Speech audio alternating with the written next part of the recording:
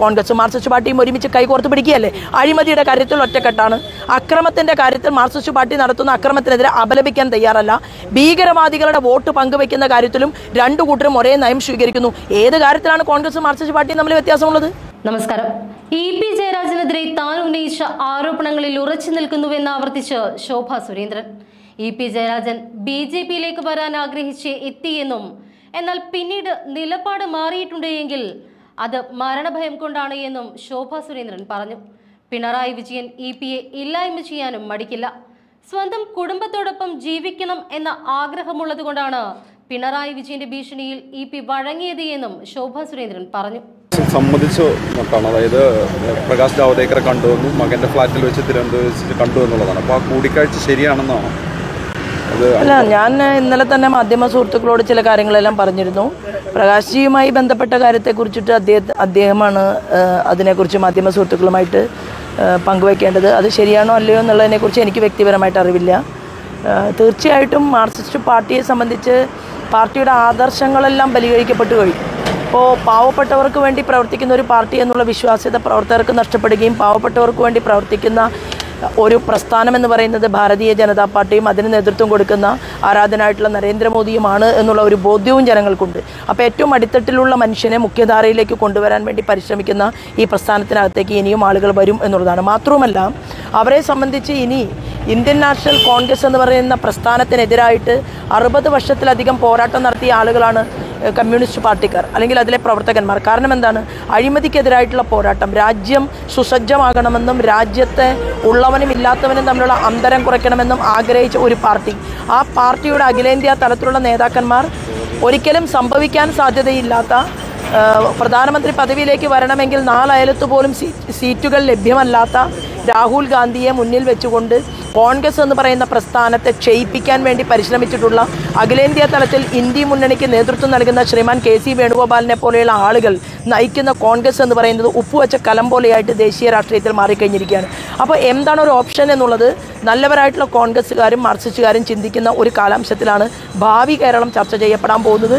തീർച്ചയായിട്ടും ഭാരതീയ ജനതാ പാർട്ടിയിലേക്ക് ധാരാളം ആളുകൾ കടന്നു വരികയും ഈ പാർട്ടിയുടെ പശ്ചാത്തലം അത് ഇനിയും വിപുലമാകുകയും ചെയ്യും. അത് മോദിജി പറഞ്ഞതുപോലെ ഏത് പൊസിഷനിലിരിക്കുന്ന ഒരു വ്യക്തിയാണെങ്കിലും ആ വ്യക്തി ഒരു സേവകനെ പോലെ ഒരു സേവികയെപ്പോലെ പ്രവർത്തിക്കുന്ന ഒരു കാലഘട്ടമാണ് ഞങ്ങളുടെ മുന്നിൽ ഉള്ളത് എന്നുള്ളതാണ്. LDFന്റെ കൺവീനർ തന്നെയാണ് ഇപ്പോൾ തുറന്ന് സംവദിക്കുകയാണ്. അപ്പോൾ LDF ഒരു തെരഞ്ഞെടുപ്പിനെ നേരിടുന്ന ദിവസം രാവിലെ അദ്ദേഹം ഇത് പറയണമെങ്കിൽ അത് മനസ്സ് LDFനൊപ്പം ഇല്ല എന്നല്ലേ? അതുകൊണ്ടായിരിക്കില്ല അദ്ദേഹത്തിനെ കൊല്ലാൻ കൊട്ടേഷൻ കൊടുത്തു എന്ന് ബോധ്യപ്പെട്ടിട്ടുണ്ടാവും. കാരണം അദ്ദേഹത്തിന് ഏതൊരു വ്യക്തിക്കും അവരുടെ കുടുംബത്തോടൊപ്പം ഈ സമൂഹത്തിൽ വളരെ നല്ല രീതിയിൽ ജീവിക്കണമെന്നും ഒരുപാട് വിഷയങ്ങളിലൂടെ കടന്നു വന്ന ആളാണല്ലോ. അപ്പോൾ അദ്ദേഹത്തിൻ്റെ കയ്യിലെല്ലാം വളരെ നിർണായകമായിട്ടുള്ള പല തെളിവുകളും ഉണ്ടായിരിക്കണം എന്ന് ഞാൻ കരുതുന്നു. അപ്പോൾ അത്തരത്തിലുള്ള സാഹചര്യത്തിലൂടെ അദ്ദേഹത്തിന് നിലനിൽപ്പ് തന്നെ നഷ്ടപ്പെട്ട ഒരു സാഹചര്യത്തിൽ പൊതുസമൂഹവും മാധ്യമ സമൂഹവും അദ്ദേഹത്തെ കൈപ്പിടിക്കണമെന്ന് അദ്ദേഹം ആഗ്രഹിച്ചിട്ടുണ്ടെങ്കിലോ അതിനെക്കുറിച്ച് കൂടുതൽ എനിക്കറിയില്ല.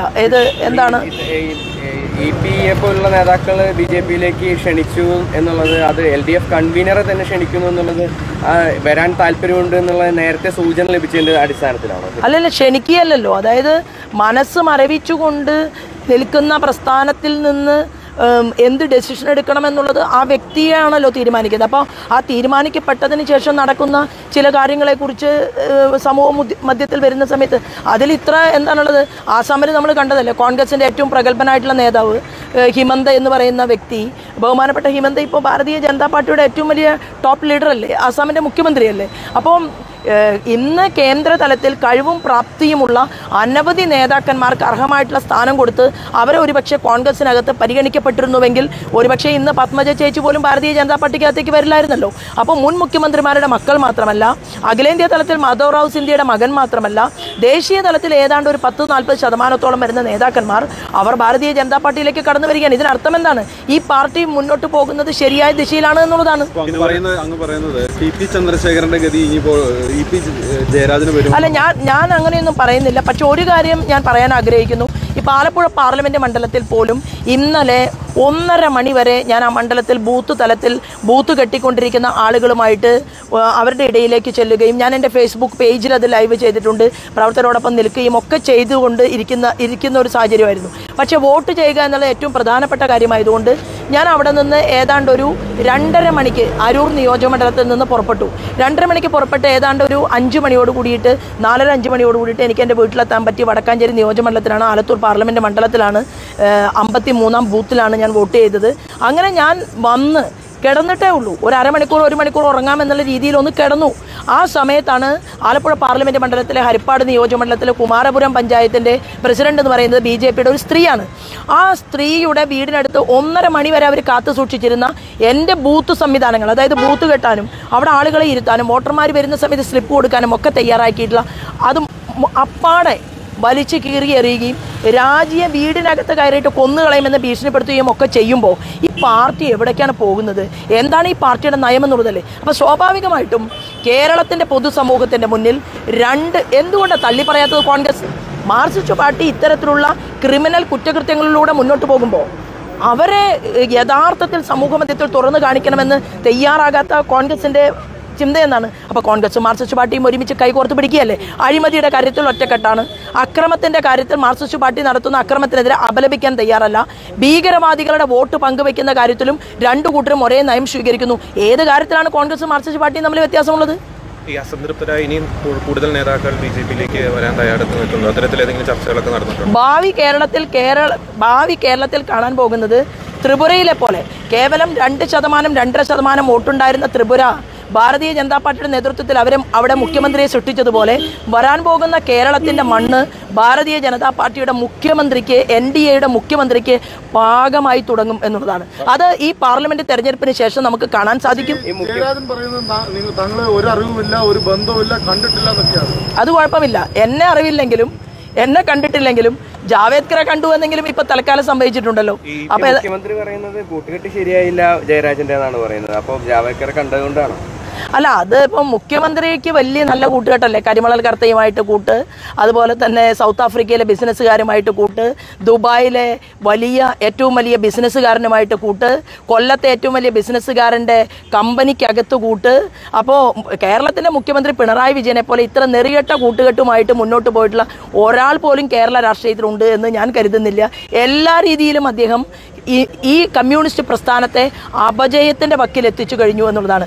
ഇനി അതിലെ പ്രവർത്തകർക്ക് ക്ഷമിക്കാൻ നെല്ലിപ്പലയോളം എത്തി നിൽക്കുകയാണ്. അതിനെക്കുറിച്ച് കൂടുതലൊന്നും പറയേണ്ട കാര്യമില്ല. ജയരാജനെ പാർട്ടി ഭയപ്പെടുത്തിയൊരു നിശബ്ദനാക്കുന്നു എന്നുള്ളൊരു കാര്യം ഞാൻ ഇതിനെക്കുറിച്ചുള്ള എൻ്റെ സ്റ്റേറ്റ്മെന്റ് കഴിഞ്ഞു. പക്ഷെ ഒരു കാര്യം ഞാൻ പറയാം, ഇത് വെള്ളരിക്കാപട്ടണമല്ല. കേരളം എന്ന് പറയുന്ന സംസ്ഥാനത്ത് കൊലക്കത്തിയുമായിട്ട് മുന്നോട്ട് പോകുന്ന ആ ഒരു സാഹചര്യമുണ്ടല്ലോ, അത് എപ്പോഴാണ് കത്തി താഴെ വെച്ചത്?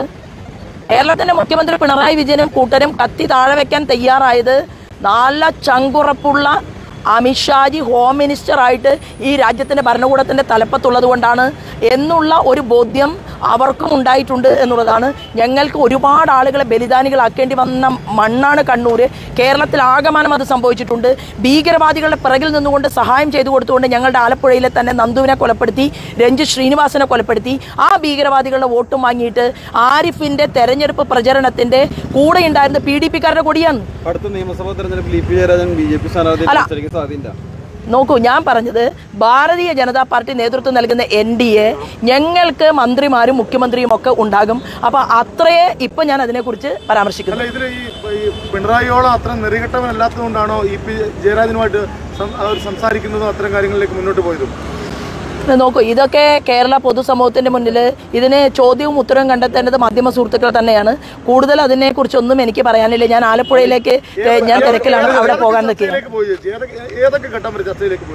അല്ല, ഞാൻ പറഞ്ഞല്ലോ 90% എത്തി എന്ന് പറഞ്ഞാൽ പിന്നെ അതിനകത്ത് എന്താണ് കൂടുതൽ പറയാനുള്ളത്? അപ്പോൾ ബാക്കിയൊന്നും ഇപ്പൊ പറയേണ്ട കാര്യമില്ല. കാരണം എന്നെ അറിയില്ല എന്നാണല്ലോ അദ്ദേഹം പറഞ്ഞിട്ടുള്ളത്. അപ്പോൾ ബാക്കി നമുക്ക് പിന്നീട് വഴിയെ പറഞ്ഞാൽ പോരെ. അല്ല, തുറന്നു പറഞ്ഞു കഴിഞ്ഞല്ലോ. അതായത് ഡൽഹിയിലെത്തിയത് പറഞ്ഞു, ഡൽഹിയിലെ ഹോട്ടലിൽ ചായ കുടിച്ചത് പറഞ്ഞു.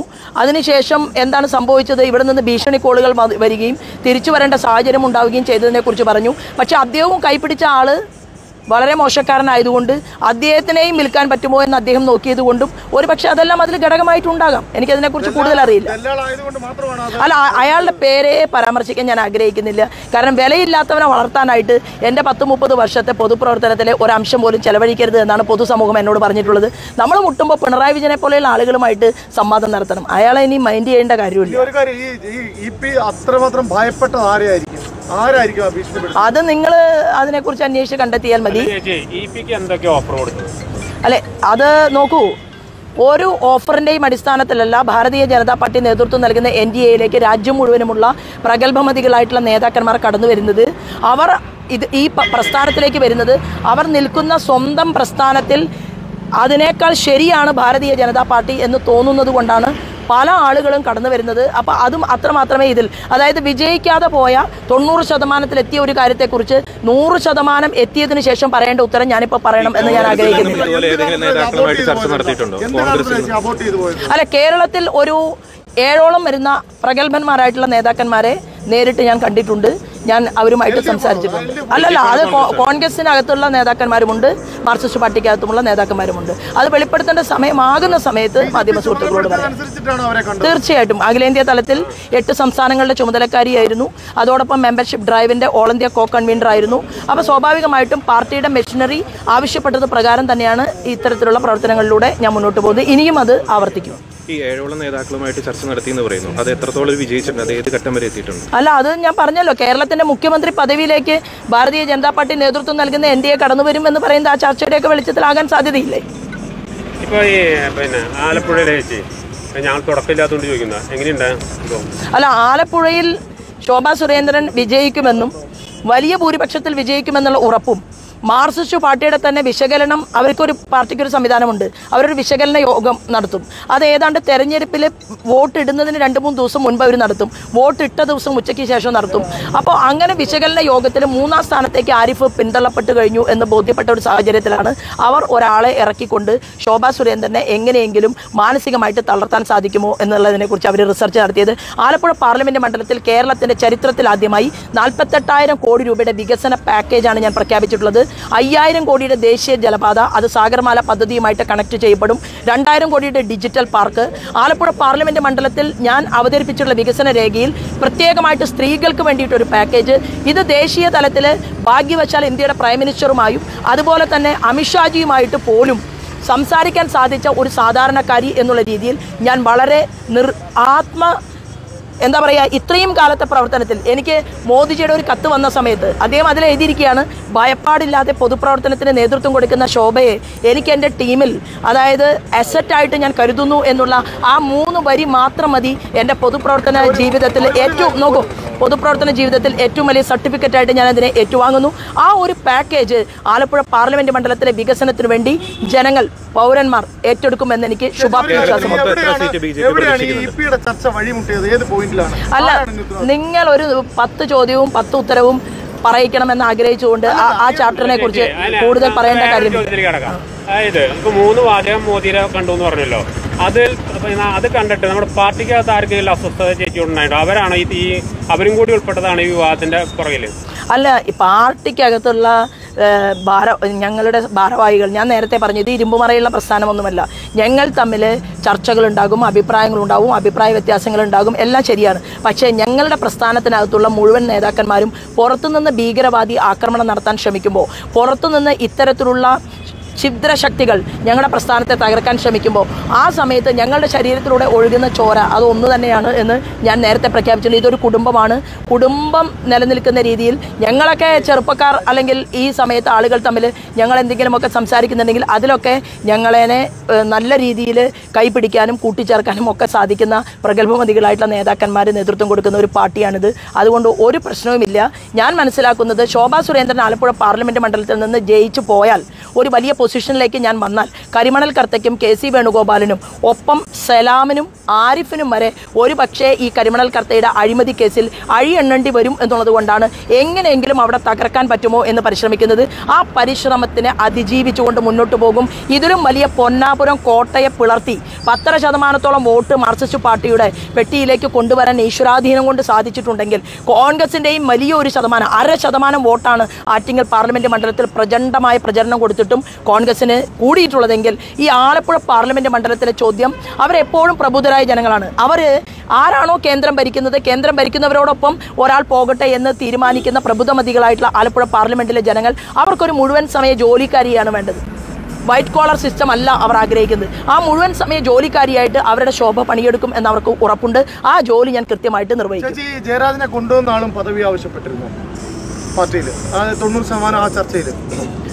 പല ആളുകളെയും റോഡ് വഴി കാണിച്ചു കൊടുക്കുന്നവരും അതുപോലെ തന്നെ മുറി കാണിച്ചു കൊടുക്കുന്നവരും ഒന്നും ഭാരതീയ ജനതാ പാർട്ടിക്കകത്ത് പൊസിഷൻ കൊടുക്കാൻ ഇത് അങ്ങനെ ഏതെങ്കിലും ഒരു 10 രൂപ കൊടുത്താൽ പൊസിഷൻ കിട്ടുന്ന പാർട്ടിയല്ല. കോൺഗ്രസിലും മാർക്സിസ്റ്റ് പാർട്ടിയിലുമൊക്കെ ഇപ്പം അത് കാണുന്നുണ്ട്. ചില ആളുകൾക്ക് ടിക്കറ്റ് വരെ അത്തരത്തിൽ പണം വാങ്ങിക്കൊണ്ട് കൊടുത്തുവെന്നും പ്രഗത്ഭമതികളായിട്ടുള്ള മാർക്സിസ്റ്റ് പാർട്ടിയുടെ തന്നെ നേതാക്കന്മാർ ചർച്ച ചെയ്യപ്പെട്ട ഒരു കാലാംശത്തിൽ വളരെ പരിണിതപ്രജ്ഞനായിട്ടുള്ള ഒരു മനുഷ്യനെ ടിക്കറ്റ് കൊടുക്കാതിരിക്കാൻ വേണ്ടി ആസൂത്രണം ചെയ്തുകൊണ്ട് ആലപ്പുഴയിൽ പോലും മുൻ MP ആയിട്ടുള്ള ആരിഫിനെ അരിയിട്ട് വാഴ്ച നടത്തിയിട്ടുള്ള ഒരു നാട്ടിൽ എന്തെല്ലാം മാധ്യമ സുഹൃത്തുക്കൾക്കറിയാം. ഞാൻ അതിനെക്കുറിച്ചൊന്നും കൂടുതൽ ഇപ്പോൾ പറയുന്നില്ല. ഇന്ന് തെരഞ്ഞെടുപ്പിന്റെ ദിവസമാണ്. എനിക്ക് ഇവിടെ നിന്ന് പോകാൻ അനുവദിക്കുക, ആലപ്പുഴ പാർലമെന്റ് മണ്ഡലത്തിലെ പരമാവധി ബൂത്തുകളിൽ എത്തുക എന്നുള്ളതാണ്. അല്ല, എന്താ പറയുന്നത്, അദ്ദേഹത്തിന്റെ ഫോട്ടോ കണ്ടപ്പോൾ നിങ്ങൾക്ക് മനസ്സിലായില്ലേ? തലയിൽ കൈവച്ചുകൊണ്ട് അദ്ദേഹം ശോഭയെ അനുഗ്രഹിക്കുന്നു. ഞാൻ എന്താ പറഞ്ഞത്, ശോഭാ സുരേന്ദ്രനെയും വേണുഗോപാലിനെയും ആരിഫിനെയും 3 പേരിൽ ആരാണ് നല്ല വ്യക്തിത്വം എന്ന് ആരോട്? യേശുദേവനോട് പ്രാർത്ഥിച്ചു നോക്കണം പിതാവേ എന്നാണ് ഞാൻ പറഞ്ഞത്. എന്നിട്ട് നോക്കിയിട്ട് ശോഭ നല്ലതാണ് എന്ന് തോന്നുന്നുവെങ്കിൽ ശോഭയെ അനുഗ്രഹിക്കണമെന്നാണ് പറഞ്ഞത്. ഞാൻ മനസ്സിലാക്കുന്നത് വികസനത്തോടൊപ്പം ഹൃദയം ചേർത്ത് വെച്ചുകൊണ്ട് ബിഷപ്പും അതുപോലെ തന്നെ ആ മേഖലയിലെ മത്സ്യത്തൊഴിലാളികളും മുഴുവൻ മുന്നോട്ട് പോകും എന്ന് ഞാൻ വിശ്വസിക്കുന്നു.